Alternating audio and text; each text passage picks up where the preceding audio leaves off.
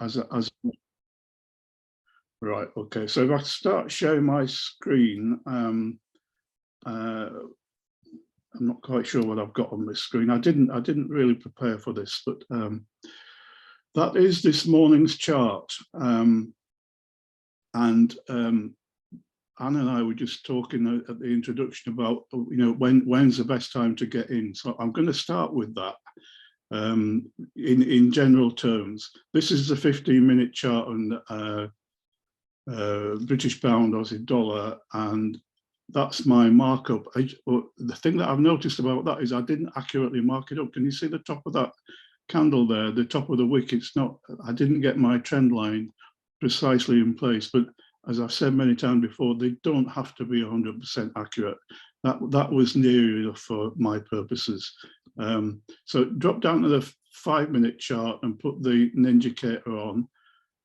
You'll see that price, we got a ninja down at 6:30, and you might have been tempted to get into that trade because all the indicators were saying the right thing. We had been in a ninja up, we got a ninja down, and price went below the red line, and some people might have been tempted to get in at that point, and some people could have got some pips out of that. I mean, there's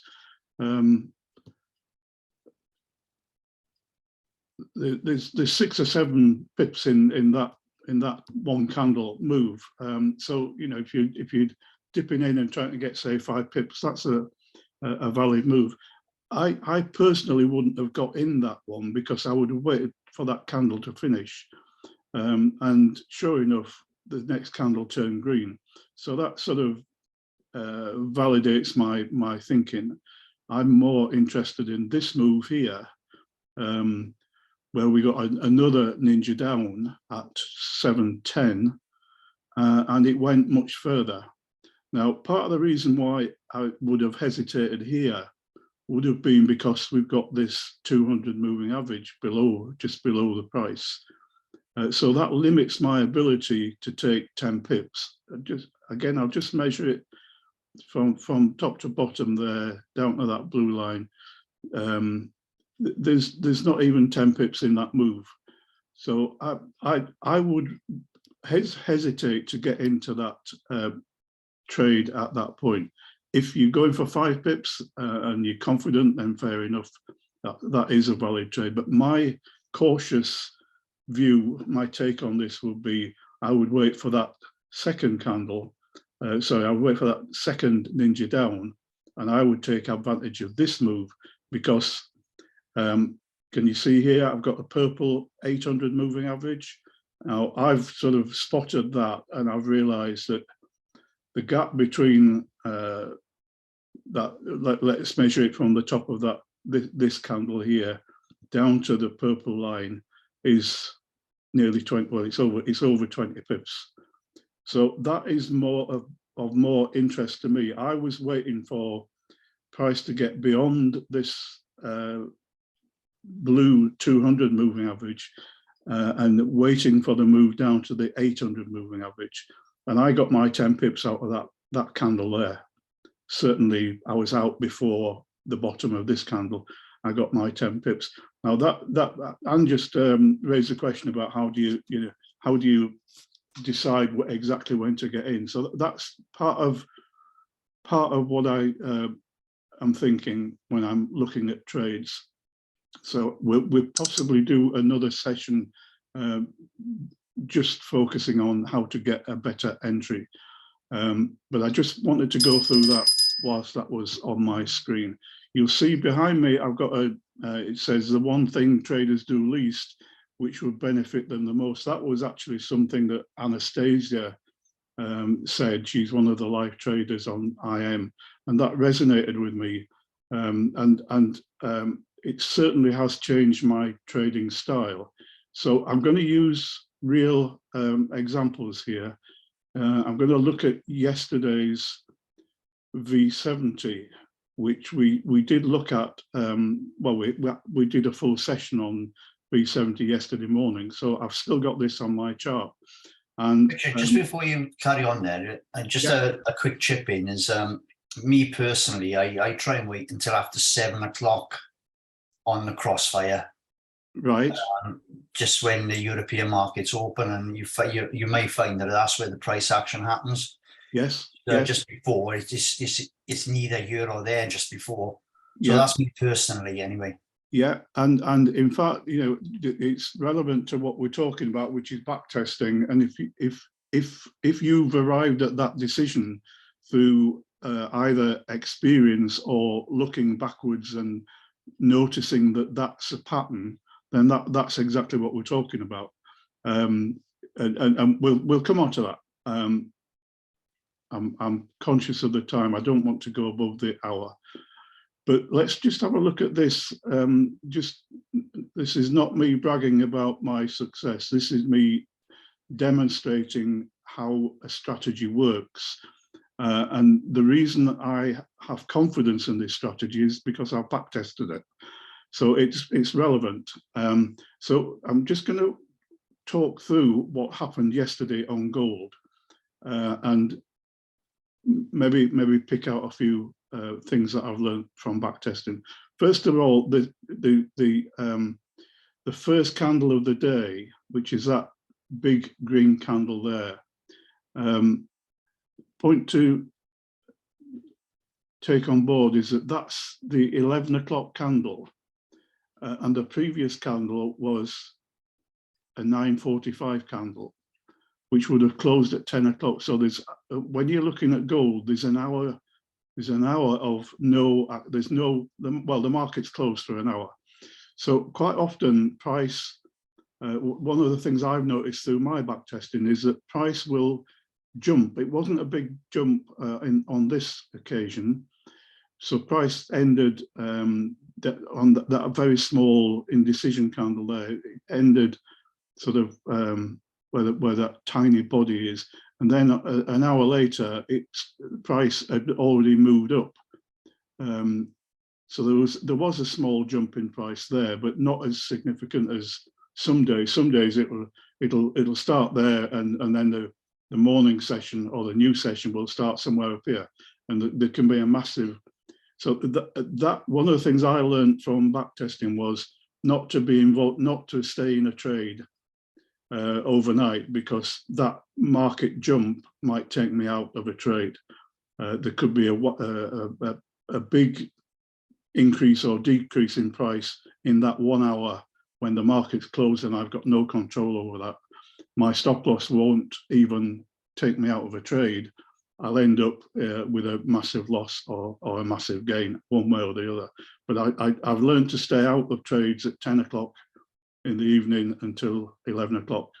So that's the first thing that backtesting taught me. Then I started doing V70 when Jeff Goodwin introduced the V70 in his live sessions, but I did a lot of backtesting on it. Jeff encouraged me to do that. What I've noticed is, well, we'll stick with the basics. This POC, yesterday's or the previous day's POC, which is this purple line, which is just below. The red line is actually yesterday's.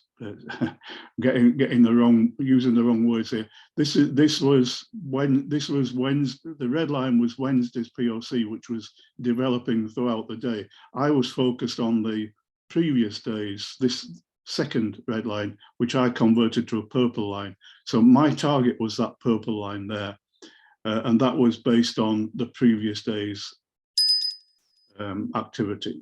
So I won't dwell on that. That was where I set that target during yesterday's live session. So the target was there. We were talking about it at this point here, 8:45, 9 o'clock. And you see this green area here, green shaded area. Chris Shannon actually pointed out during the session that there was an area of imbalance. And if you look back, I'll see if I can get this a little bit bigger.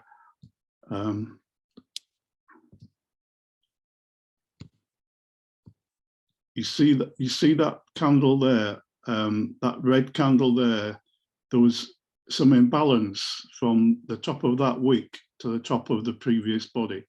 Chris spotted that whilst I was talking. So sorry, no, it was this one here. Chris spotted this lower one. There's an area of imbalance on that red candle there. So I marked that up as a point of interest.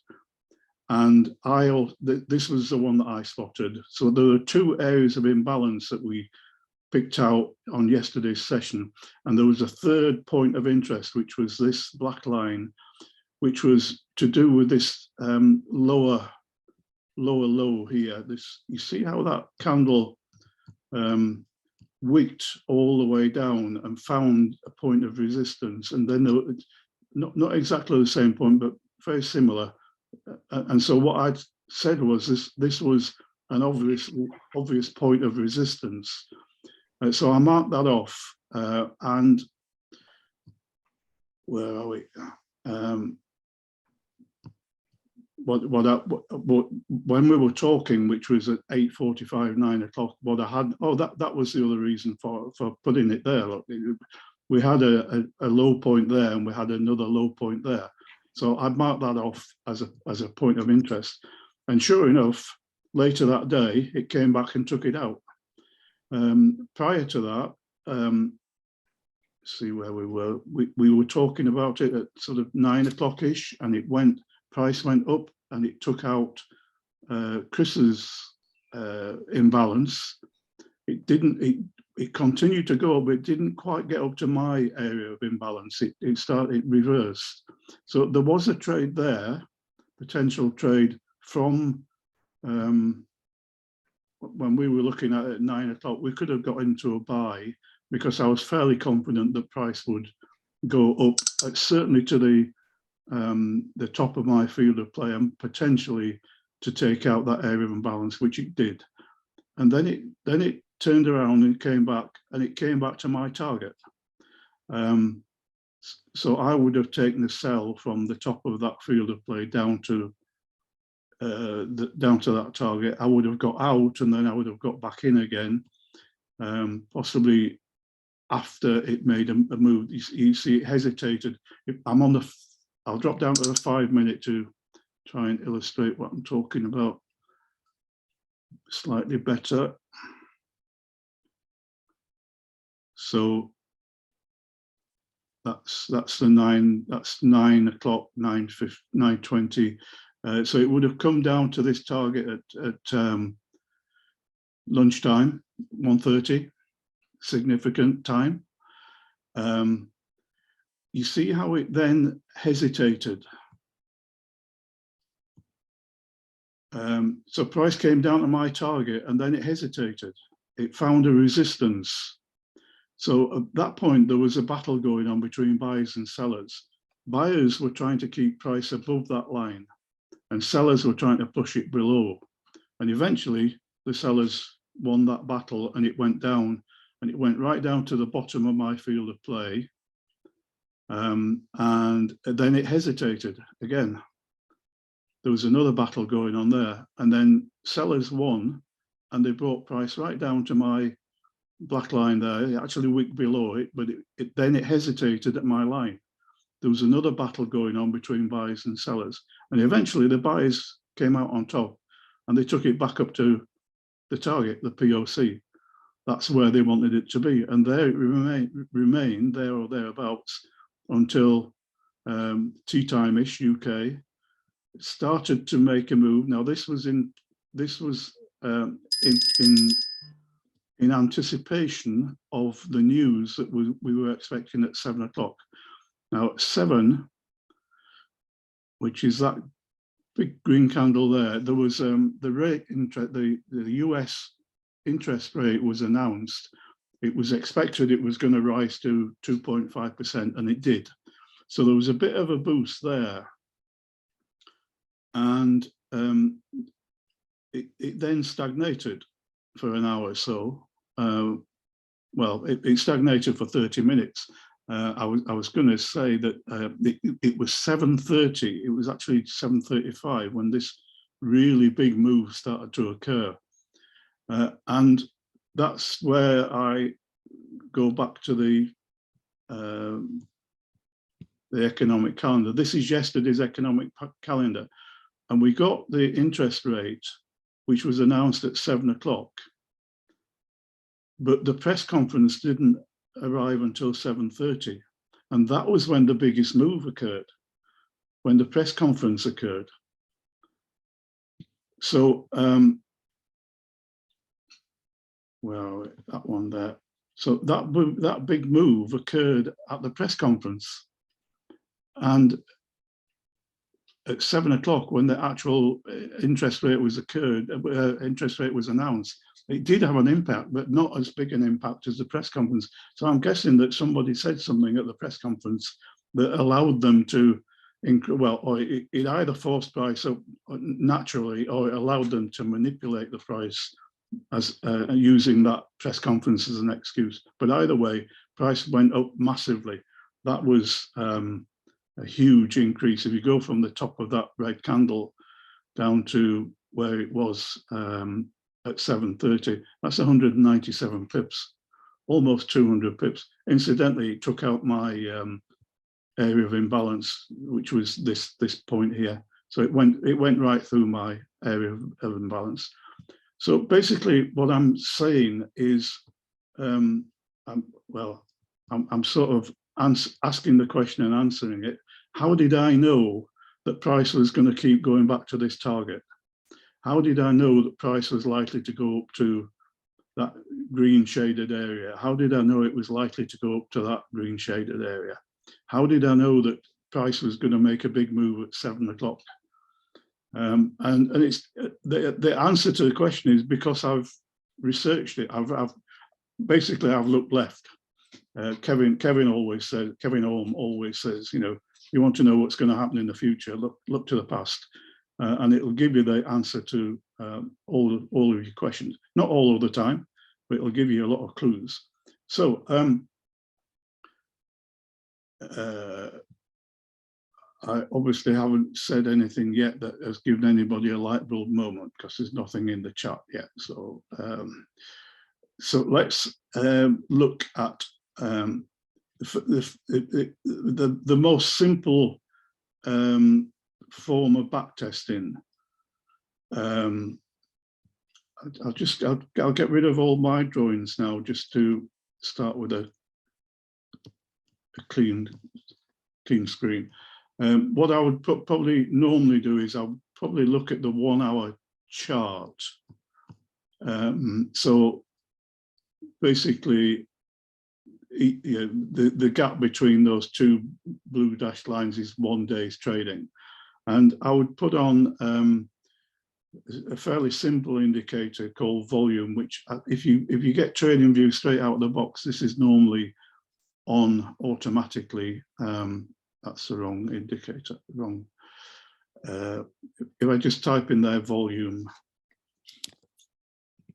it's a free indicator, which, as I say, is normally on TradingView when you take it out the box.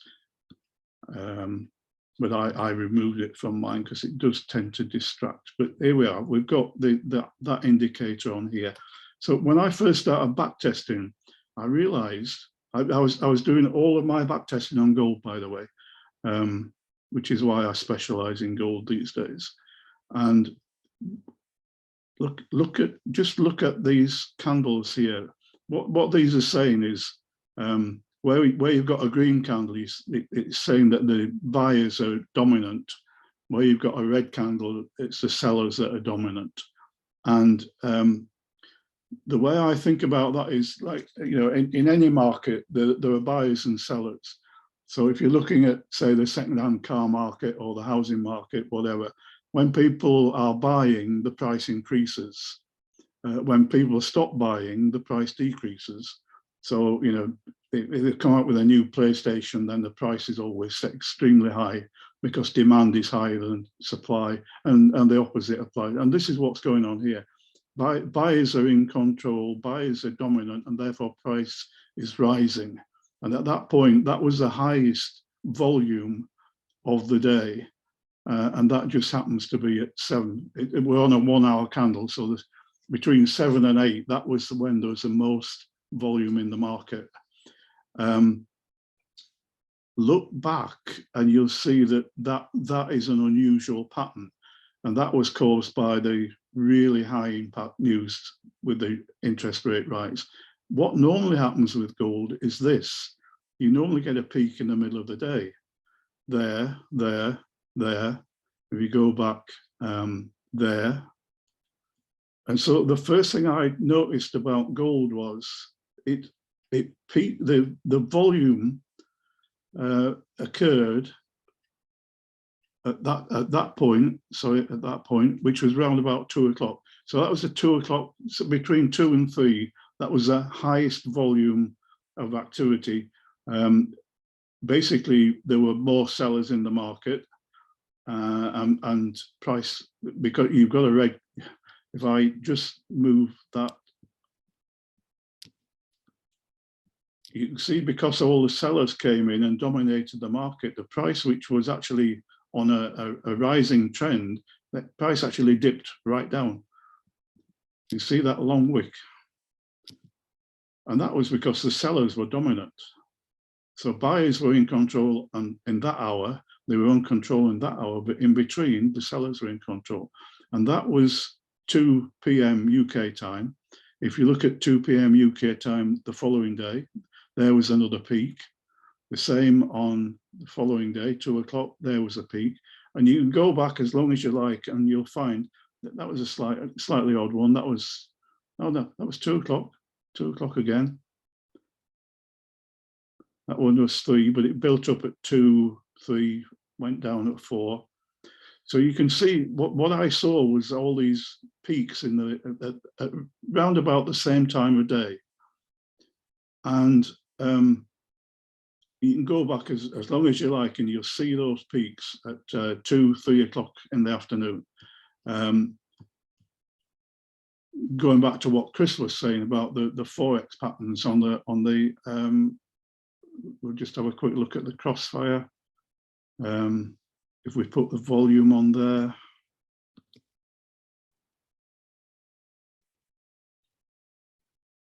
So you see that price was, volume was at fairly low levels until that point there. That was a peak, and that was exactly 7 o'clock. We're on the 5-minute chart there. So the peak of activity was at that point. It then rose again. If I can just move that out of the way. So there was a peak at 7. There was a higher peak at 8. And then it's gone down since that point. So that today the highest peak was at 8, but there was a peak at 7. And if we were to look back each day, just following what Chris was saying, if we put it on the 1 hour chart and we look back each day, we just need to reset that chart.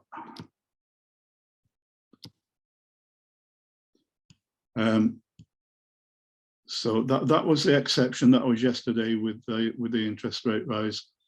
You've got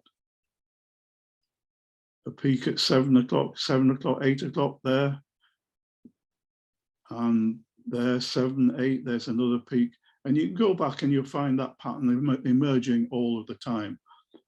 Somebody's put something in chat. Right, my light bulb moment. Your patience.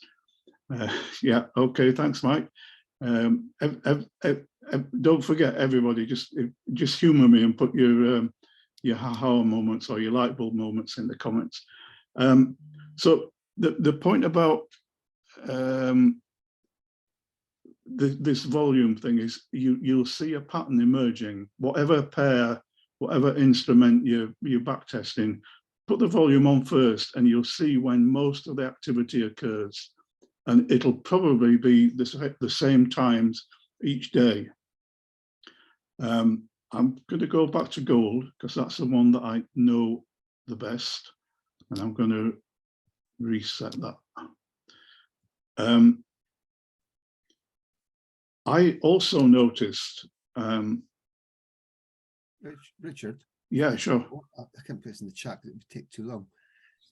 Does anybody think, so you've got the big green candle that jumped up at 7:30, Yeah, and then you've got a big red wick that takes it all the way down, yeah. and that's taking out the imbalance in a lot of that candle. So would anybody take that as a view of, right, well, they've whipped out the imbalance, so there's no need to jump back to take it out because it's been done, and it's going to maybe move forward. It has consolidated a long way, but it has overall gone up. Yes. I don't know if that's a marker for anything that might happen. Let me just think about that. Yeah, I mean, there's still a I lot. don't know, but I'm just thinking. Yeah, there's still a lot of imbalance here in this, you know, from the top of that wick there. Yeah, it's not all of it, no. So there's still quite a bit of imbalance for price. The price will have to come back at some point and take that out. But I think there's something else going on here, and that is that they're trying to get price back up to where it used to be. I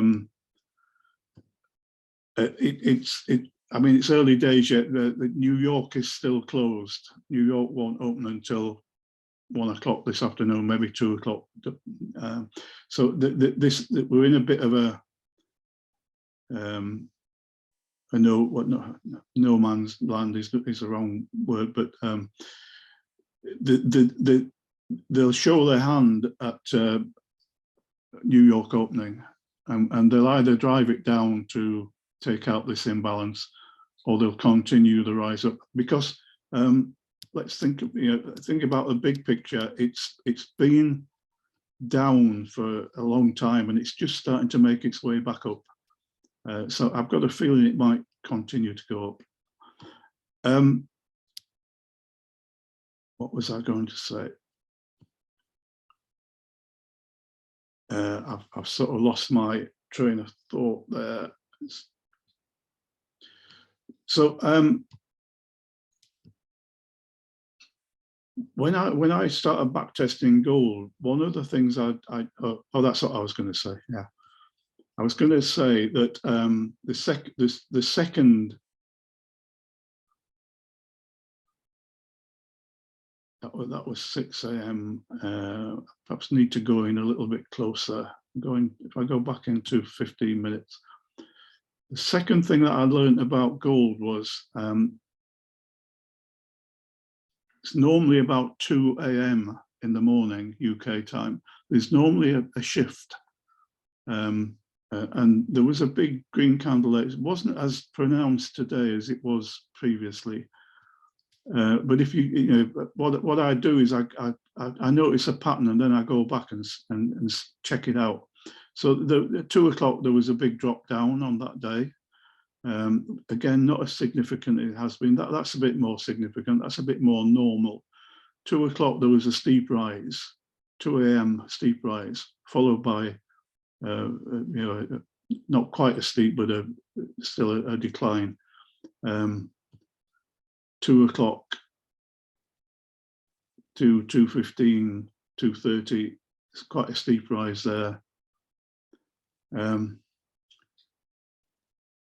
Let's see, 2 o'clock. Yeah, no, 2 o'clock is there, isn't it? So not as pronounced on some days as on others, but there is a significant change. And so I noticed that 2 a.m. was significant. I also noticed that 1:30, 2 o'clock, where are we? There was a big drop there on that day.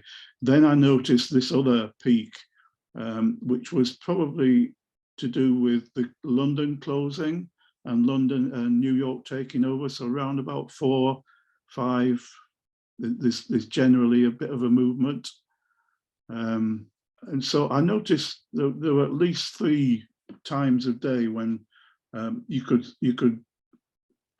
see a pattern. So 2 o'clock in the morning, and I still don't know why that would happen, because you're still in the Asian market, but generally there has been some movement at 2, followed by a bigger movement at 1, 2 o'clock, followed by a smaller movement round about 4, 5 o'clock in the evening. So that was the first thing I learned. just by looking at gold and going back for several weeks, several months. And I'm sort of suggesting that if you're intending to, well, if you, I'll just look at the chart. Yes, yeah, John's just mentioned there that there is a difference. There are differences between trading gold and trading Forex pairs, even if you're using the same strategy. Yeah, I've definitely noticed that, John. And Anne said, no light bulb moments. I believe revisiting the basics regularly promotes deep. Yeah, fair enough. That's that validates my session this morning. So I'm sort of doing a fairly general way of backtesting just by noticing patterns that occur. What I'm suggesting is that you backtest on one instrument. So I chose gold, and I think you'll learn more by just choosing. If you're gonna backtest one Forex pair, then just stick to one Forex pair and don't try and look at all 28 and discern a pattern in all of them. Just stick to one. I mean, was it Rob Huntley who used to do GBP AUD, and he was highly successful because he just stuck to the one pair. So that's something I would concentrate. I'm just intrigued by that. You see, there's a gap at between 230 and 245. There was a gap in the price. That was the 22nd of July. But anyway, I find that looking at charts and like naked charts, you see things like that. And if you can sort of establish the reason for them, it might improve your trading. Let me just go back and talk about something else. Oh yes, that was so that was the first thing I noticed. I noticed that there were patterns that I could discern, and the further I went back, the more convinced I was that those patterns were there and were something to recognise. Okay, so Helen saying that looking at volume has been useful. That's great. Okay. Yeah, I find it useful, but I do find that having that on the bottom of my chart is a bit of a distraction. So I do tend to remove it when I'm trading, but it's useful to establishing the patterns. The second thing that I went on to do was I looked at volume profile, and this was going back to what Jeff Goodwin was encouraging me to do, and start looking at. Well, I'll use the fixed range volume profile first, and just go over how we use it on a day-to-day basis. So we'll use fixed range volume profile on yesterday's chart. So yeah, I've got it. So I picked it up. So I put it sort of level with the first candle of the day, which is the 2300 candle. So I click there, and then I click on the last candle of the day, which was that 2145 candle. And there you've got volume profile on yesterday's chart. And I'll just hide that. So that is one way of using volume profile.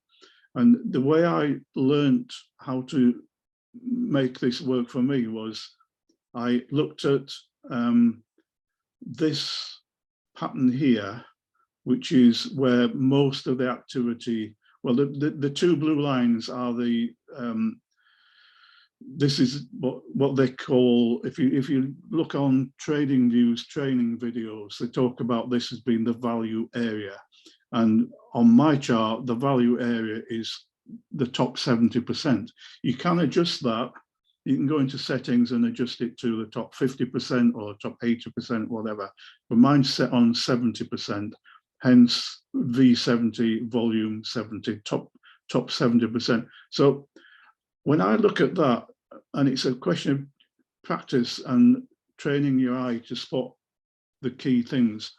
You see how this volume profile is peaked at the red line there, which is why that is called the point of control, because that's the height of interest on the day.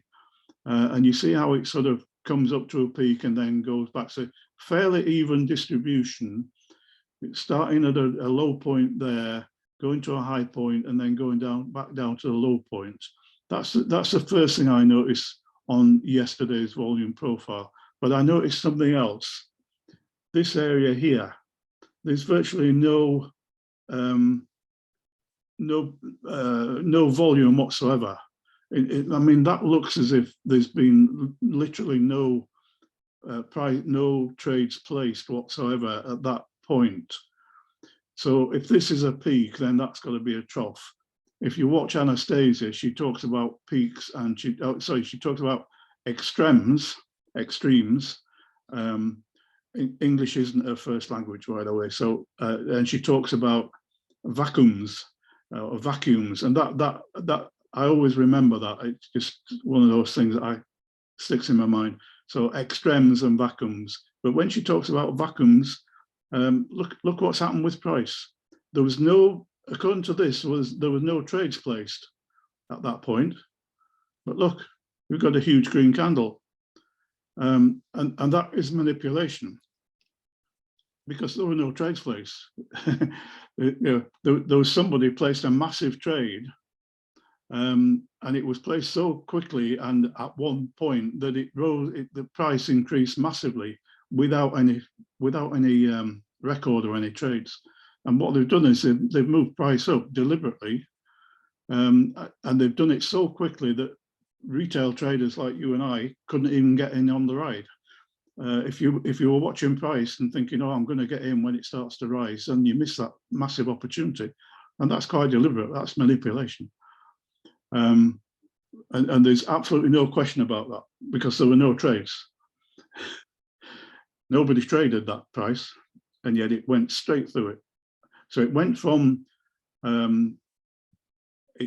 price went from this peak here to that peak there, or this peak here, with very little activity in the market, other than one massive or several massive market players deliberately manipulating that market. So there's a bit of a peak of activity here, which is reflecting these price increases. The main activity was down here. And what I take from that is the people put money into the market at these prices here, and they're going to defend those positions. So if price comes back down to that point there, they're going to try and push it back up again. They're not going to want it to go below that point. Similarly here, I mean, price will come down because it's got to fill this imbalance. But price will eventually come down, and it will eventually return to this point of control, because that's where most of the money is. You see this consolidation here. We're on the 15-minute chart, so it's a couple of hours consolidation there. Price stuck at that point, and I wonder why.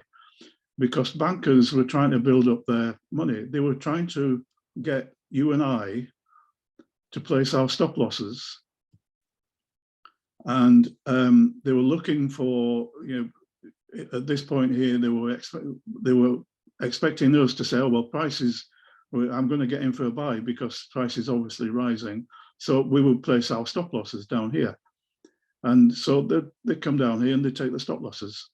They've been up there and taken the stop losses of anybody who was thinking price was going to sell. So they've taken all the stop losses from people who were going into a sell, and they've taken stop losses of people who thought it was going for a buy. And then they had enough money to push the price up, and they pushed the price up, and then it went into consolidation again. Same thing again. And then they pushed the price down.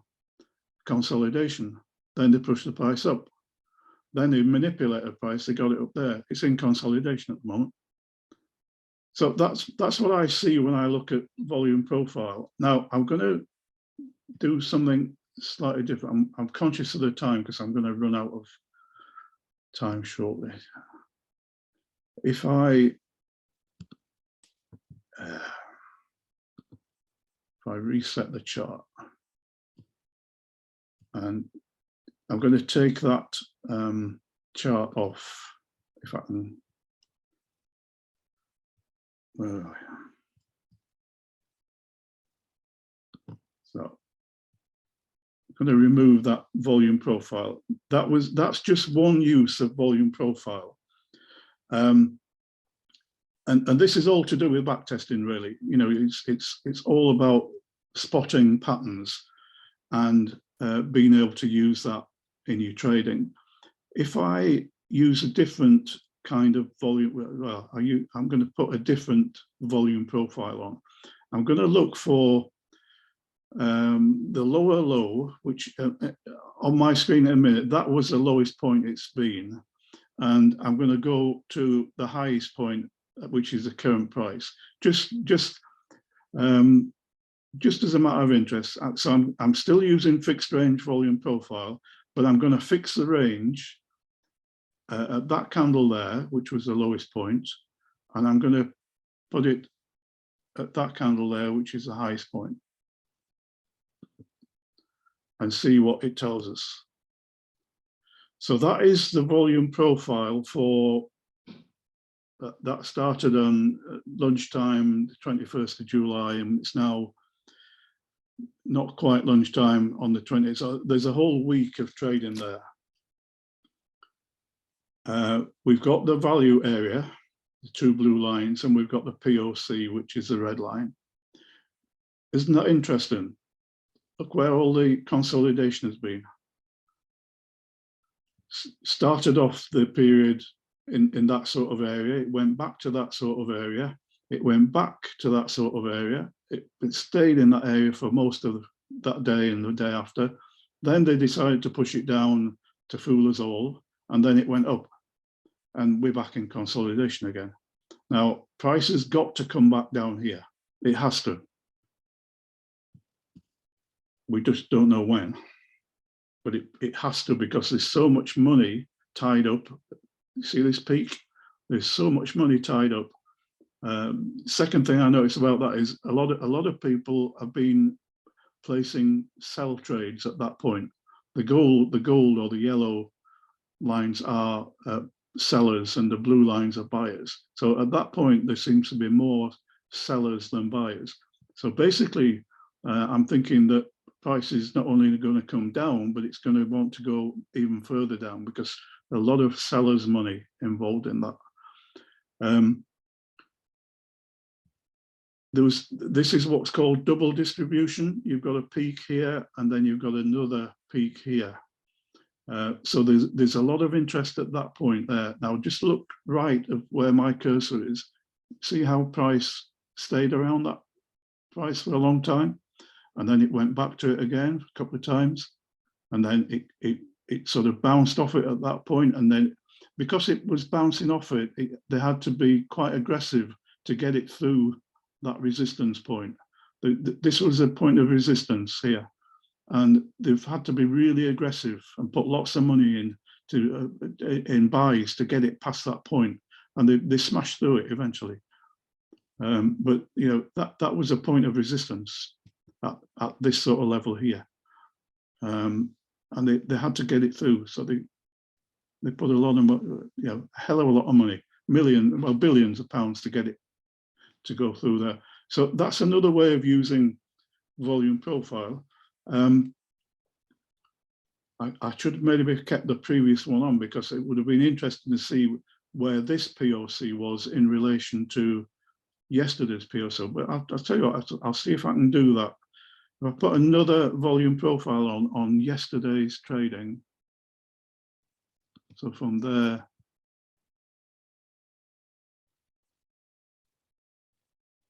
to there, yeah, there we go. Not identical, but very similar.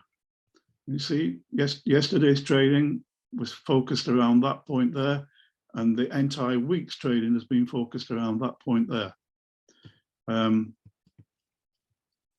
They're not identical, as I say, but they are very similar. Isn't that weird?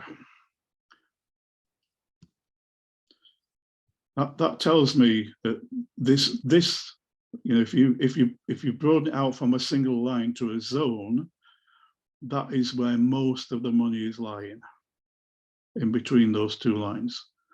Certainly in the last week, we could extend that even further. We could, you know, if we put it on, let's say on the 30-minute chart,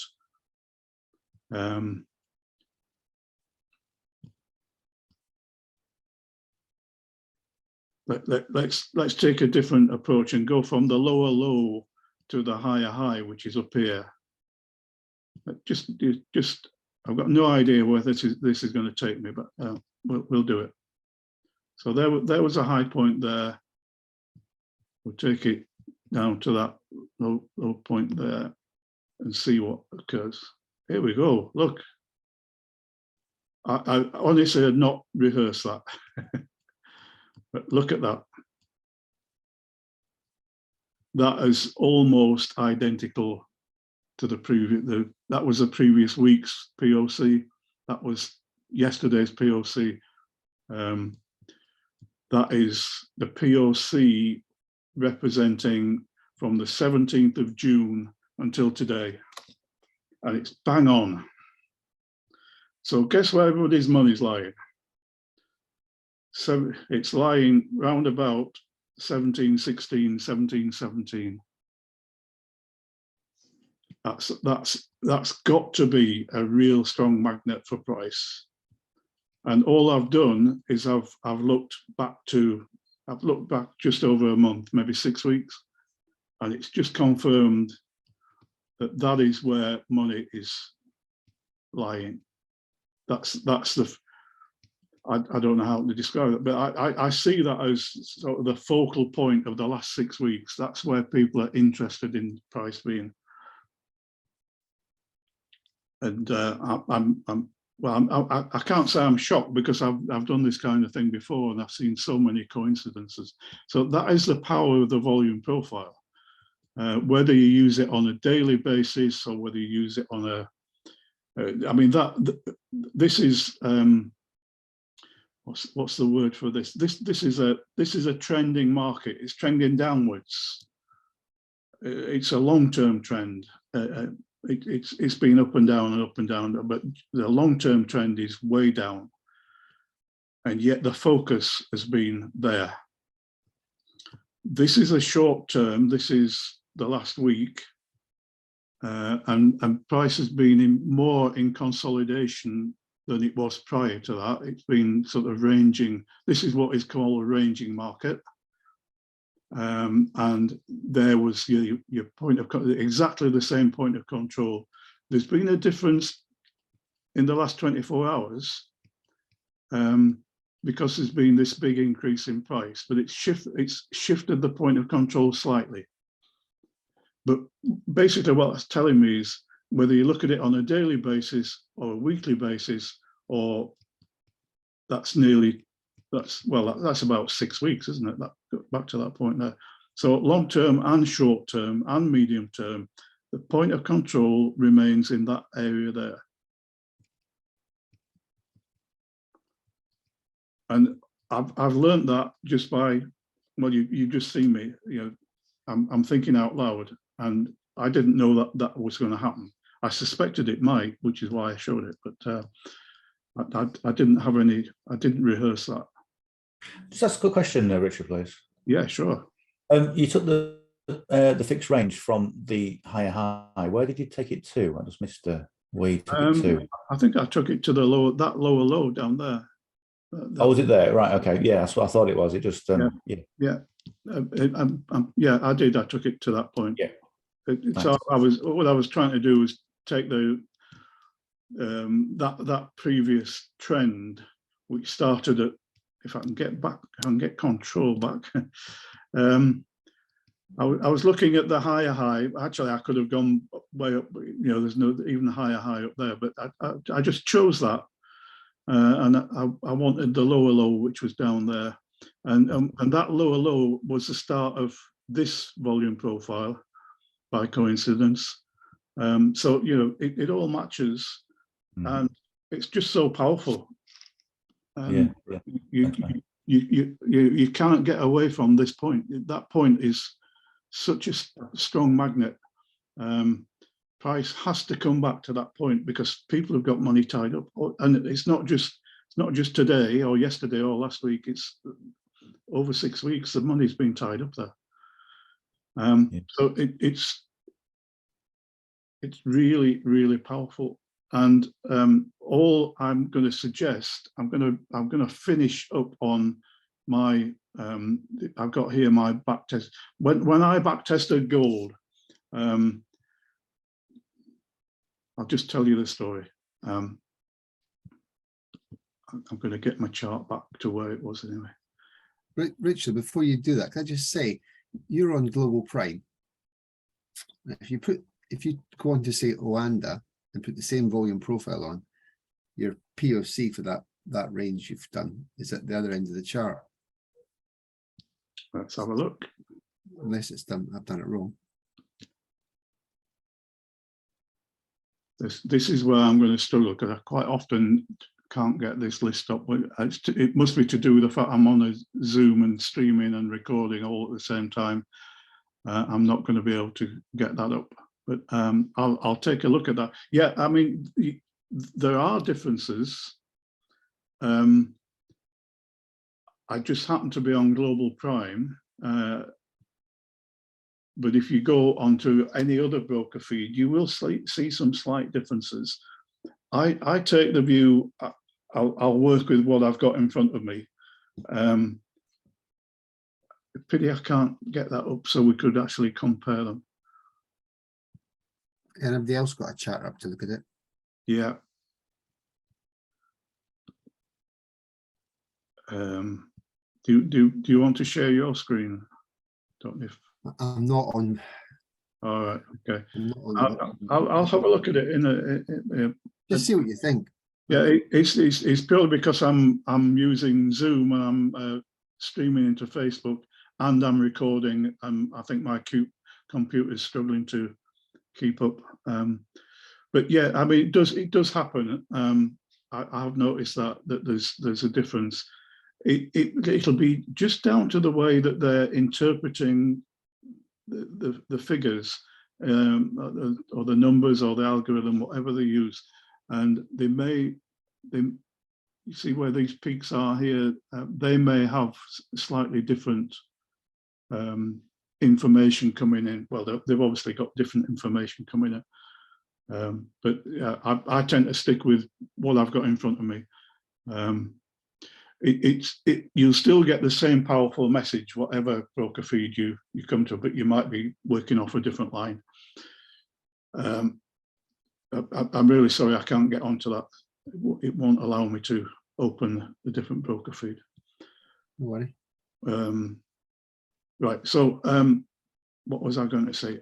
I was going to tell you the story, but really quickly of how this back testing has changed my trading, and that was when I first started looking at gold, and this was, I believe it was Jeff Goodwin said, just have a look and see what patterns you emerge, see what you spot, and when I noticed this 1:32 o'clock peak in volume, we'll ignore yesterday because that was a real exception, but that peak there in volume at sort of, well, let's call it between 1 and 3.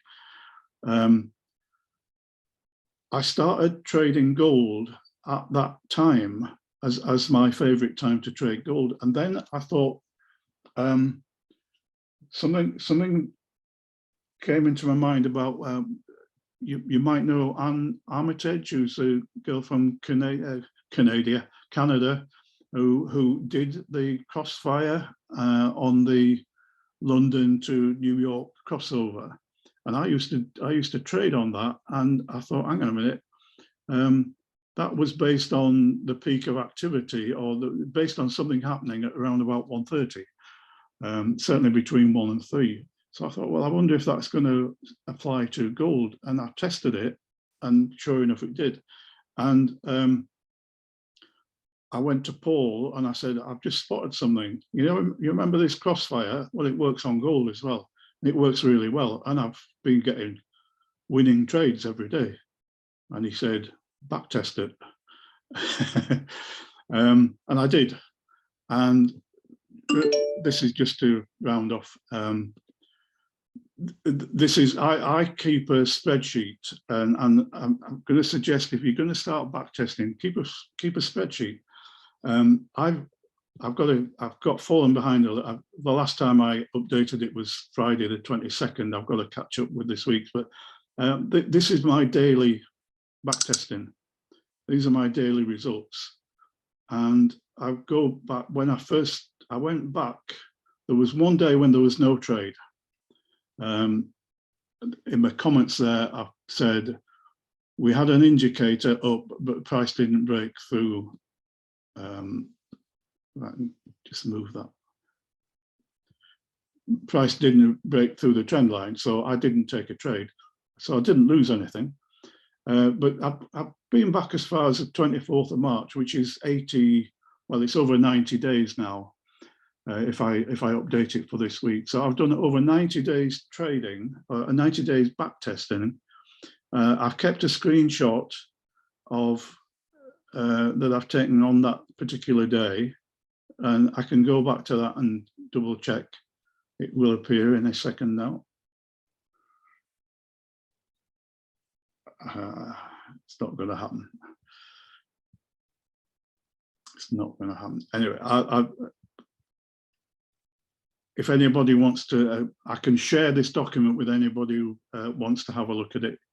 I need to go back to that. So it's not showing me, but I've actually got a screen grab of every day's trading, and that has now given me the confidence to trade gold using Crossfire, because first of all, David Kahn introduced, he called it Down Under, but basically it was Crossfire, and that was about the 6 a.m.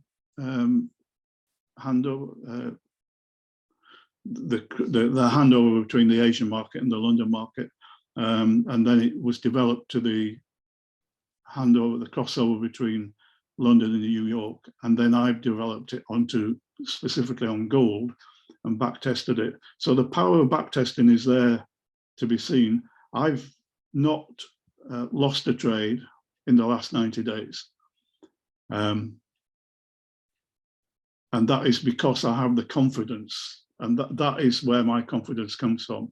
I then started to say, well, why limit yourself to gold? And partly for training purposes as well. To do these live sessions, I decided to extend it to the other pairs, but I still basically trade gold on Crossfire, and entirely down to the fact that I've done a lot of back testing. So I would suggest to anybody who's sitting watching this, if you want more confidence in your trades, back test it and see what the patterns are, and then you'll be working from a confident base, a confidence base. Is that the right word? Anyway, you know what I mean. Right, okay, so I'm just about done. Is there any final questions? Anybody want to make any final comments before I stop the recording?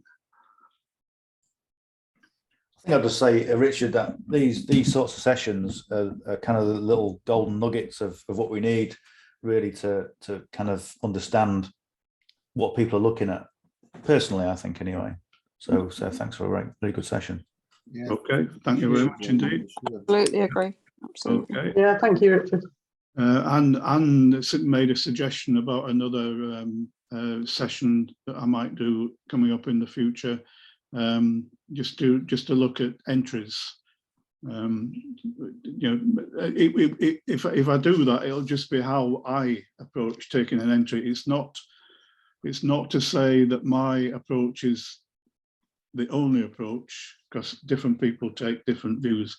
But I can certainly give you my approach to taking entries, and I'll look at doing another session, maybe on this slot next Thursday if nobody else steps in, because David's away for this week and the next 2 weeks. So there are 2 vacant slots if anybody wants to do a live session. But if nobody steps in, I'll look at doing a session on how I decide my entry points. Okay, so I'm gonna close the meeting. Thanks for jumping on. I'm on again tomorrow. Well, Brian's on later tonight. I'm on again tomorrow at 6 a.m. and John McLaughlin is on at 1 p.m. Trading Crossfire. And particularly gold, isn't it, John? Yes, we're going to concentrate on gold to start with, and then we'll see where we go from there.